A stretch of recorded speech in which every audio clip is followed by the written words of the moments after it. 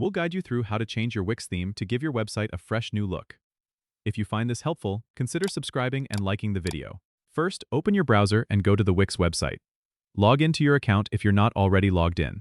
Once you're in your dashboard, find and click on the Site Actions button, which is located next to the site you wish to edit. From the drop-down menu, choose the Edit Site option.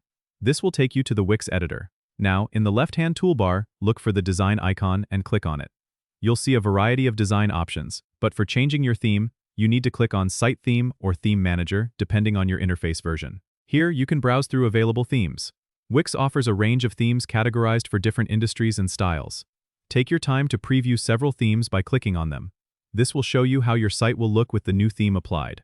When you find a theme that you like, click on Apply Theme or Choose Theme to implement it. Remember, changing your theme might alter the layout and appearance of your site, so you might need to adjust some elements afterward.